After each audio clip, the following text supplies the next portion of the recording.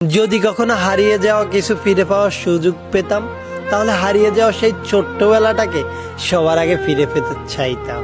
ছোটবেলায় ভাবতাম কবে বড় হব, আর আজ বড় হয়ে ভাবি সেই ছোট্টবেলাটা আর কি কখনো ফিরে পাবো।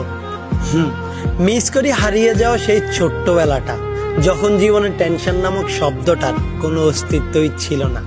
যতই বড় হতে লাগলাম, ফ্যামিলি, ক্যারিয়ার আর ফিউচার নামক টেনশনটা ততই বাড়তে থাকলো। মিস করি সেই সময়টা যখন সারাটা সময় নিজের মধ্যে ছিল হাসি খুশি আর চঞ্চলতা। মিস করি সেই ছোটবেলাটা যখন বোর হলেই সবাই মিলে একসাথে মক্তবে যেতাম, আর একজন আরেকজনের হাস্যরসাক্ত 4-5টা নাম রাখতাম। একটু বেজাল হলেই তাকে সেই নামগুলো ধরে ডেকে রাগিয়ে দিতাম। তখন বন্ধুত্ব মানেই ছিল প্রতিনিয়ত হাজারো ঝগড়া আর কথায় কথায় আড়ি। কিন্তু বেলা শেষে সব ঝগড়া বিবাদ ভুলে কাঁধে কাঁধ রেখে ফিরতাম আমরা বাড়ি।